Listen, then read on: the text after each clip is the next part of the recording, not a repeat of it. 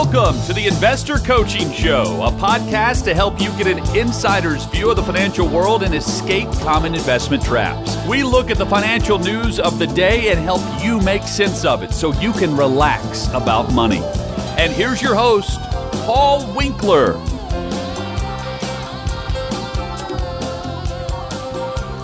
All right, back here. This is the Investor Coaching Show. I am Paul Winkler. PaulWinkler.com is the website, and you can go on there and literally schedule a 15-minute phone call. Jump literally on. Did I say the word literally 3 times? Yes, I did. On there at any of our offices around town. You know, it's funny. It's Buffalo. Buffalo's playing. Buffalo Bills. Go Buffalo. In my first year of college, actually, it was funny because there was nothing to do at my first year of college. Off of Lake Erie, went to a school off of Lake Erie. And then I transferred to University of Albany and got my economics degree. But I got to work out in the facility that the Buffalo Bills used to work out in over the summer, which is pretty cool. Anyway, a little trivia there. Hey, let's see. Okay, so Cathie Wood, a few years ago now, it's been a while, there was a text message I got when I was on the radio and say, hey, what do you think about this, Paul? And it was this person that ran the Ark Fund. And she had phenomenal returns. And I said, nah, stop. And it was just, wow, phenomenal high returns. And I said, well, you know what? That's what Wall Street tends to do. They parade in front of you. They're people that have just basically hit the lottery investing wise and just done super, super well. And that's all this is. Don't pay any attention to it. And it wasn't long after that, it went way downhill. I mean, the returns were absolutely abysmally awful and it kind of disappeared from anybody talking about how, the investing prowess of this person. But she's back. And they were interviewing her on CNBC and saying, hey, what do you think is going to happen? And check this out right here. Joining us right now on the markets, tech, crypto, and her outlook for 2026. Cathie Wood is here, Ark Invest CEO and CIO. 2025 was quite a year, both up and down and back again to some degree. When you look at some of the big holdings that you have, whether it be Tesla, maybe we get into crypto and everything else, where do you think things are headed? And to the extent that there were things that you were wrong about, frankly, in 25, what was the lesson? Oh, that's just mean. Is that not funny? What a way to start an interview. There were things, what were the lessons? And all I could think as I'm listening to that is, do you want your fund manager, investment manager learning on your dime? That's basically what it is. It's like they're learning, oh, you know what? I learned a lesson, though. I lost a bunch of your money, but I learned the lesson. And I thought, oh, terrible. But she did have a few opinions on things. And the opinion on Bitcoin, I thought, was because it famously saying, I thought Bitcoin was like she thought it was going to go to $1.5 million or something like that. But anyway, this is what she had to say about that. I'll tell you what has happened to Bitcoin. And all other crypto assets. There was a flash crash on October. Yeah. In other words, what happened? Why did my prediction about where it was going to go end up being wrong? That helps me. It makes me feel so much better if I know why I lost all the money listening to what you said was going to happen. 10. And from what we understand, there were a lot of leveraged individuals, investors, others hurt. We think that. So in other words, people not only bet on the direction of it going up, but they also borrowed money to try to leverage it to try to increase the return. So if I can borrow money at 5%, let's say, but the investment that I buy goes up 100%, the interest that I had to pay is minuscule, no big deal. But there's a problem with leverage because you borrow the money and then it goes down. And now you have to not only go, oh man, it went down, but you also have to repay the loan with interest that you borrowed because of your bet on which direction it would go. It's a double stink. It has washed out of the system. We actually think we have it on good sources that it has washed out of the system. We have it on good sources. What does that mean? I mean, who are the good sources telling you that everything's just going to be rosy going forward and it's going to be wonderful? Who are those good sources? That correction. It was about a $28 billion hit. We think we're on the other side of that. We think. We don't know anything, but we think lots of stuff. And so we're seeing the crypto asset ecosystem stabilize. And it was a very good test, actually, very good test. We didn't see Bitcoin go down 75, 80% like we have in other corrections. Oh, that just makes me feel so much better. I didn't lose 75, 80% of my money. I'm just thinking, we're going to put lipstick on this pig. It went down 35%, which I know is not comfortable, but that's a victory in this market. Can you imagine just making the case that a 35% decline in anything is a victory, that I should feel good about that? Oh, I don't know.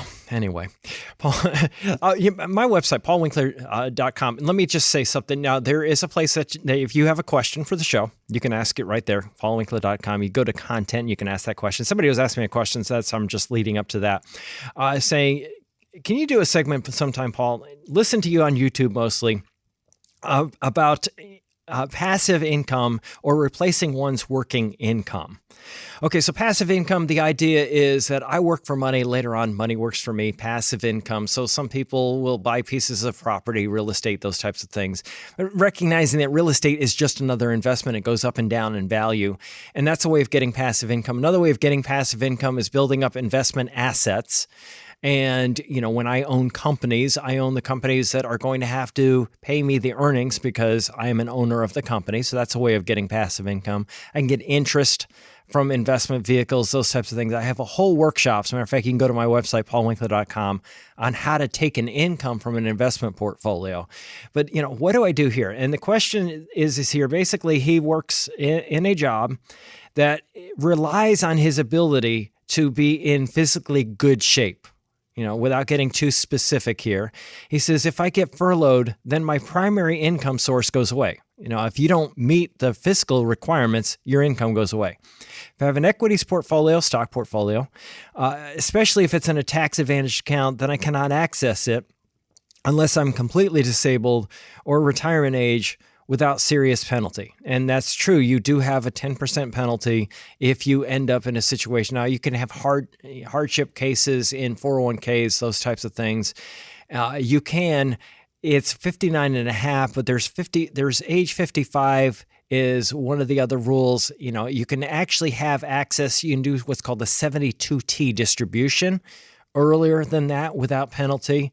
I'm not going to get into the complexities of that, but there are ways to get access to qualified money before the age 59 and a half without a penalty. But that's not the gist of the question. Let me get into the gist of the question, because he's basically saying that's not an option. I'm saying sometimes it can be, okay? It says, well, I do plan to shovel as much money into stocks as possible during my career.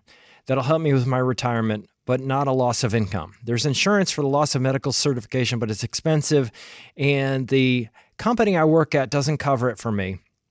And so he's saying, what could you do? Here's in essence the thing that I started with in this industry. I actually worked for an insurance company, and one of the big things that I was convinced of early in my career was the need for disability insurance.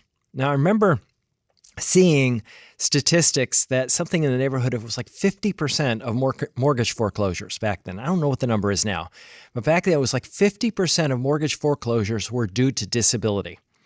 And the idea being that I can't go to work. Now, disability insurance is something, it's not cheap, but basically it depends on what your job is as to how expensive it is. Now, let's say that you're in an occupation that requires a lot of physical work.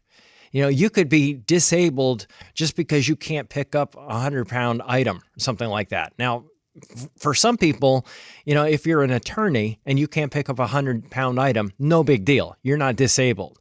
But if you're, let's say, a construction worker, that could be a problem. So you're going to have different ranges of what disables you depending on the career that you're in. So disability insurance, a lot of insurance companies will specialize in different areas. Now, some insurance companies specialize in working with dentists. Some insurance companies specialize in working with attorneys. Some people specialize in working with blue-collar type of trades. Some insurance companies, they specialize in working with hairdressers, for example, because there's a certain type of thing that would disable a hairdresser, the inability to use your hands, that they just specialize in. Now, it is not unusual that your disability insurance may cost somewhere in the neighborhood of 3 to 5% of your income, maybe. It just really depends on a lot of different factors, like how long your benefit lasts for, your elimination period, how long before benefits kick in. Like a 90-day elimination means you have to be disabled 90 days before it kicks in. But here's the thing, is that I look at it as paying maybe a few percent of your income to cover the other 97% of income is a wise idea. It was one of the first things I'd ever done was bought a disability policy. Now, for some people, having a benefit period that may last, 3 to 5 years or something like that is just fine because it gives you time to get your stuff in order. Social Security has a disability benefit, but it is typically very small. If you go to SSA.gov, it will tell you how much they will pay you in the event of disability. Now, the Social Security disability definition is really strict. The disability has to be expected to last at least 1 year or result in death. For a lot of people, it's way too restrictive. And they actually deny a lot of claims when they first go and try to claim Social Security. So what you can get is a disability policy that has two parts of it. One is the base benefit that, as long as you meet the insurance company's definition of disability, you get that benefit. The other part is a Social Security supplement. If Social Security pays, they do not pay that part of the benefit. It will be offset by Social Security. But the base benefit would still be paid. So you might be getting some of your base benefit from the policy and then the Social Security on top of that. Hope that makes sense. Then the benefit goes for so long. You typically want to make sure that the disability trigger is that you can't do your occupation, especially if you're in a skilled occupation, that you can't do your occupation. So it's called own occupation coverage. And you're going to find that agents will have lots of different companies that they can represent. They go to brokerage outfits and they actually get quotes from lots of different places. And then the other thing you look for is partial residual disability. And the idea behind residual is that maybe, like a friend of mine used to work 40 hours a week. And then he was disabled. He had something that knocked him out of work. He was a self-employed guy and he was only able to work half of the week. And then they actually paid half his benefit to them. And then when he was in recovery, he might be working a lot, but not getting his full income back, and they made up the difference. So it's complicated. I don't want to get into it here, but the idea is that there are certain things that you look for, own occupation, disability for such a period of time, a couple of years, 5 years, 10 years maybe. And then your benefit period, how long does it last? Does it pay until you're age 67 or something like that? Some people, it might be just fine. It might be too expensive to do your entire lifespan, your working lifespan, but maybe have a 5-year benefit period or something like that just to get your ducks in a row and get your life in order. Because they may pay to rehab you and the insurance company may actually pay to get you back into another occupation. I had one guy that actually was disabled and he actually learned to do a different trade that he could do based on his disability. He was able to do that. So there's those types of things to think about. But disability insurance, it may be expensive, but it's one of those things that, when people buy life insurance, well, that's because you're not around anymore and your income goes away. But what about disability? You're still there. You're still there to see the havoc that is made by your not being able to work. And one of those things that I was just impressed on me early on in my financial planning career, that I didn't want to have a situation where I was not able to work and I'm sitting there going, what do I do? And I have nobody to take care of me, but me, so that would be my answer to that. That's what I'm looking at, is the disability insurance is just a cost of doing business. It's just something that I recommend. for people to look at. And you can, if it's too expensive at work, you may look at other places to see what else is out there. But deal with a broker, somebody that deals with multiple insurance companies, and see what they've got out there. And you don't have to have like the complete benefits. You may scale back a little bit, and you can offset your cost a little bit by having that Social Security offset that I talked about. Hey, this is Paul Winkler. Hope you enjoyed today's edition of the Investor Coaching Show. If you want to learn more about what we do, go to our website, paulwinkler.com. Until next time, I'm Paul Winkler, reminding you that I believe that more educated investors are more confident investors, and confident investors are more successful investors. Have a great one. Advisory services offered through Paul Winkler, Inc., an SEC-registered investment advisor. The opinions voiced and information provided in this material are for general informational purposes only and not intended to provide specific advice or recommendations for any individual. To determine what investments are appropriate for you, please consult with a financial advisor. Paul Winkler, Inc. does not provide tax or legal advice. Please consult your tax or legal advisor regarding your particular situation.